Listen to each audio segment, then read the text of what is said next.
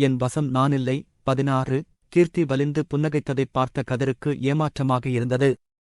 முன்பு இயல்பாக சிரிப்பது போல அவள் ஏன் சிரிக்கவில்லை என யோசித்தான். தேவிடம் வேலை செய்வதால் தன்னுடன் பேசுவதற்குத் தயங்குகிறாளோ என நினைத்தான்.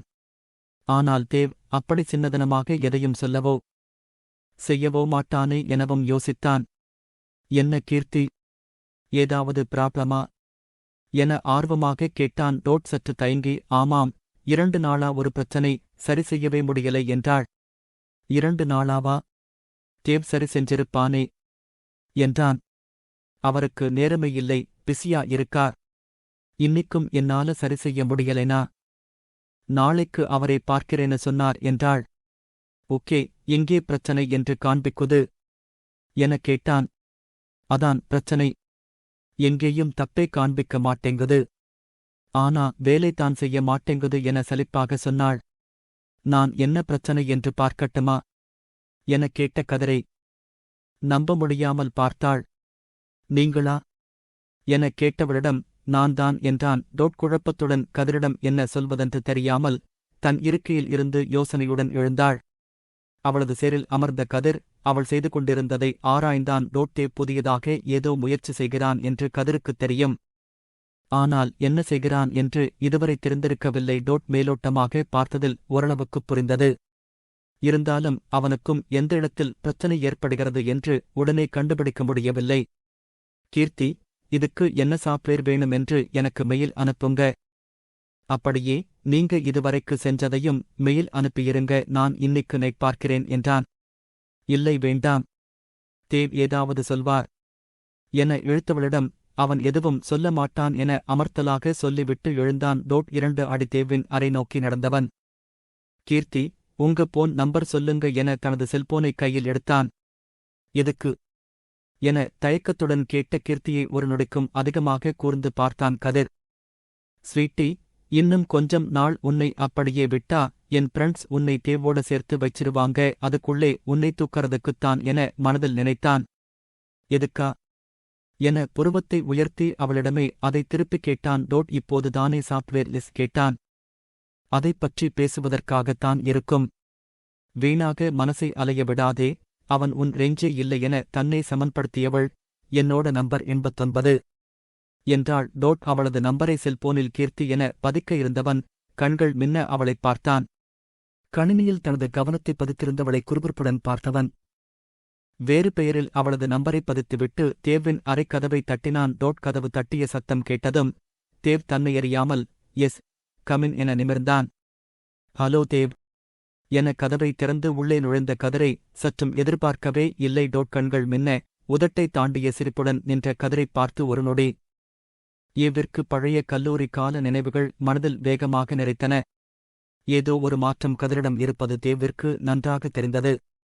ஏனோ அவனது மனம் ஒரு நொடி தடுமாறிப் போக, ஹலோ உட்காரு என தன்னையறியாமல் சொன்னான்.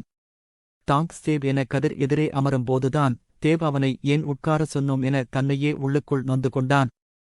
அதற்கு மேல் அவனிடம் பேசாமல் மடிகணினியை வெறித்துப் பார்த்தான். தேவ் அனந்த் லீவில் போயிருக்கான்.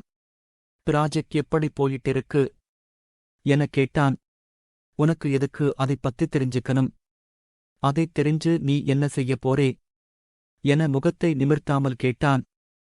தேவ், உங்கிட்ட ப்ராஜெக்ட் கொடுத்த பிறகு எனக்கு அதைப் பத்தி கவலையே இல்லை. கஸ்டமர் தான் தினமும் என்ன நடக்குதுன்னு தெரிஞ்சுக்க ஆவலாயிருக்காங்க என சாய்ந்து அமர்ந்தான். அதை அவங்க கிட்ட நானே போனில் சொல்லிக்கிறேன், நடுவிலே நீ எதுக்கு அனுமார் வேலை செய்யறே என நக்கலாகக் கேட்டான்.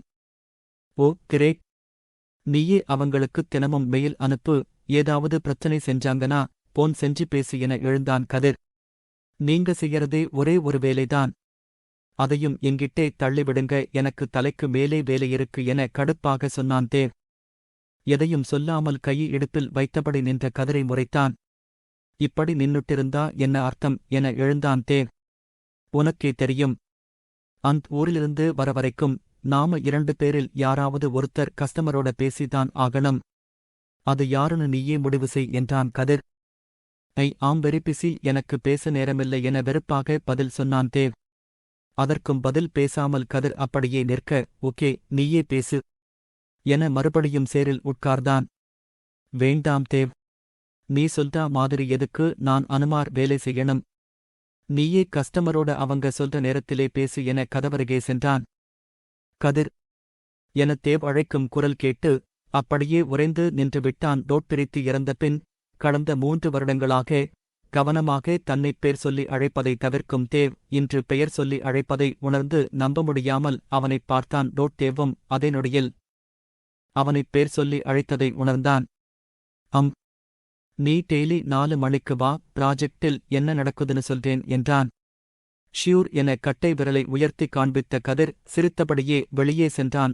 தேவின் அறை வாசலின் அருகே கணினியில் தன்னை ஆழ்த்தியிருந்த கீர்த்தியைப் பார்த்தவன் முகம் நிறைந்த புன்னகையுடன் அவளருகே வந்து காய் என மென்மையாக சொன்னான். தலையை நிமிர்த்தாமல் ஆய் என்றாள் இயந்திரத்தனமாக கீர்த்தி.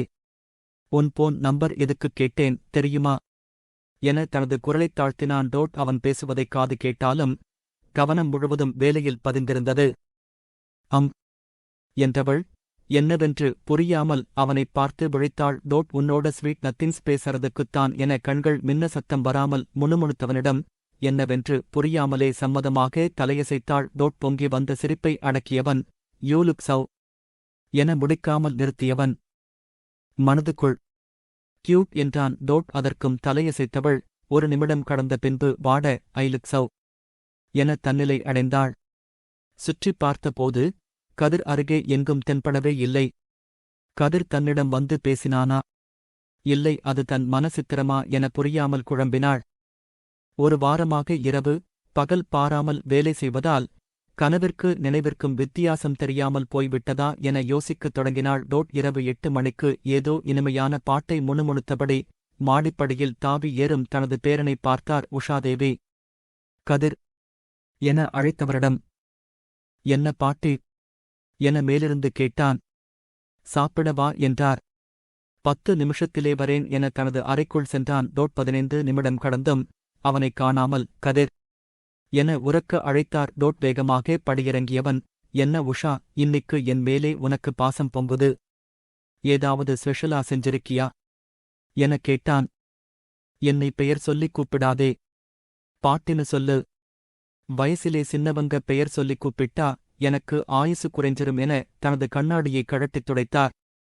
அப்போ இடத்தைக் காலி செய்யறதா நினைப்பே இல்லையா என தட்டை எடுத்து வைத்தான். எனக்கு என்ன வயசாகுது, இப்போதான் 80 முடியப் போகுது. எனக்கு இன்னும் எத்தனை வேலை இருக்கு தெரியுமா? அஷ்மியைக் கட்டிக் கொடுக்கணும், உனக்கு கல்யாணம் செய்யணும், தேவிற்கு நல்ல பொண்ணா பார்க்கணும், உங்க எல்லாருக்கும் பசங்க பிறக்கணும், அதை நான் கையில் எடுத்து கொஞ்சணும் என அடுக்கியபடி அவனது தட்டில் சாதத்தை வைத்தார். அப்போ இன்னும் 10 வருஷம் இங்கேயும் அசையறதா இல்லை என கேட்டான். 20 வருஷம் அசையறதா இல்லை என அமர்த்தலாக சொன்னார். நீ நடத்து, உன்னை கேட்கிறதுக்கு யார் இருக்காங்க? என் தாத்தாவை தான் சீக்கிரமா பார்சல் செஞ்சிட்டியே என சாப்பிடத் தொடங்கினான். அந்தாளுக்கு இதுக்கில்லாம கொடுத்து வைக்கலை, அதுக்கு நான் என்ன செய்ய முடியும் என தோளைக் குலுக்கினார். உஷா இன்னிக்கு ஒரு ஆபிஸில் அதிசயம் நடந்தது என்றான். என்ன என கேட்டபடி ரசத்தை அவன் தட்டில் ஊற்றினார். இன்னிக்கு ரொம்ப நாளைக்குப் பிறகு தேவ் என்னை பெயர் சொல்லிக் கூப்பிட்டான் என்றான். நிஜமாவா என ஆச்சரியமாக கேட்டார். ஆமென்று தலையசைத்தவனிடம் கதிர் இன்னிக்கு கோவிலுக்குப் போயிருந்தேன். ரொம்ப நாளுக்குப் பிறகு நம்ம தூரத்து சொந்தக்காரங்களப் பார்த்தேன். அவங்க பேரனுக்கு பொண்ணு பார்க்கிறாங்களா, நம்ம அஷ்மியைக் கேட்டாங்க என்றார். நம்ம அஷ்மியா? உஷா, அவ சின்ன பொண்ணு, இன்னும் கொஞ்சம் நாள் போகட்டும் என எழுந்து வாஷ்பேசினில் கை கழுவினான்.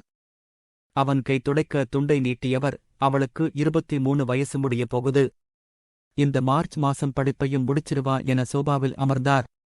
இல்லை பாட்டி என்றவனிடம் நீயும் கல்யாணம் செஞ்சுக்க மாட்டேங்கிறே, அவளுக்காவது முடிச்சிடலாம் என்று பார்க்கிறேன். உங்கம்மா இருந்தா எனத் தொடங்கியவரை உஷா என சுட்டு விரலால் நீட்டி அமைதியாக்கினான்.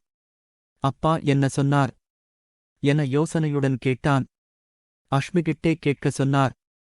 நான் கேட்டா உன் தங்கை கத்துவா, வானதுக்கும் பூமிக்கும் குதிப்பா, அதான் என அவனை பார்த்தார். ஓகே, நான் அவகிட்டே பேசறேன். ஆனா உடனே பேச முடியாது, ஒரு வாரம் டைம் கொடு என யோசித்தபடி தனது அறைக்குச் சென்றான். தனது மடிகணினியை உயிர்ப்பித்தவன் கீர்த்தி அவன் கேட்ட விவரங்களை அனுப்பியிருக்கும் மெயிலை படித்தான். அவள் அனுப்பியிருந்த சாஃப்ட்வேரை அவனது கணினியில் அமைத்து அவள் முடித்திருந்ததை உட்விட்டு பார்க்கும்போது அவனுக்கும் அது ஏன் வேலை செய்யவில்லை என்று தெரியவில்லை. என்ன பிரச்சனை என அவன் ஆராயத் தொடங்கினான். அதிகாலை மணி 3 நெருங்கியிருக்க அவனுக்குத் தூக்கம் கண்களை சுழற்றியது. மூடிய கண்களுக்குள் அவளது சிரித்த முகம் தெரிய, உதடுகள் கீர்த்தி என மெதுவே முணுமுணுக்க தன்னையறியாமல் ஆழ்ந்து தூங்கிப் போனான்.